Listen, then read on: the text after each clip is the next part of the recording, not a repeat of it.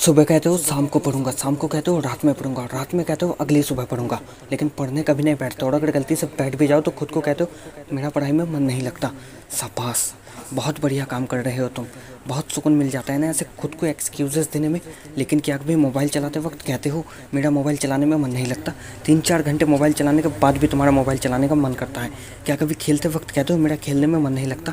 क्या कभी दोस्तों के साथ बेकार टाइम वेस्ट करते वक्त कहते हो मेरा मन नहीं लगता?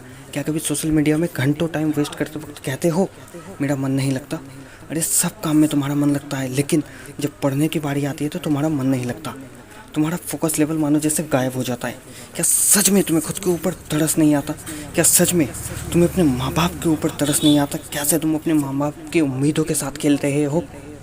लेकिन अब बस, अब बहुत हुआ। अब तुम क्लियर करो तुम्हारे लिए क्या ज़्यादा इंपॉर्टेंट है, अपने माँ बाप की उम्मीद, अपनी पढ़ाई, या फिर अपने बहाने दोस्तों के साथ बेकार में टाइम वेस्ट करना, दिन भर मोबाइल चलाना, सोशल मीडिया में टाइम वेस्ट करना।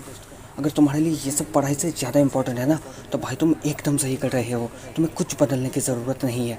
हो सके तो तुम और ज़्यादा ऐसे ही टाइम स्पेंड करो।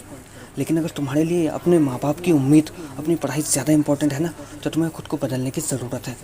अपनी आदतों को बदलने की ज़रूरत है। तुम्हें ज़रूरत है मोबाइल, सोशल मीडिया, दोस्तों के साथ टाइम बर्बाद करना छोड़ने की। अब तुम्हारे लिए सिर्फ एक ही चीज़ इंपॉर्टेंट है, वो है पढ़ाई। अब तुम खुद को बोलो मैं पढ़ूंगा, मैं पढ़ूंगा चाहे कुछ भी हो जाए। अब मैं पढ़ूंगा, दुनिया की कोई ताकत मुझे पढ़ने से रोक नहीं सकती। मैं सिर्फ पढ़ूंगा, आंधी आए तूफान आए कुछ भी हो जाए, दुनिया इधर की उधर हो जाए, लेकिन मैं पढ़ूंगा।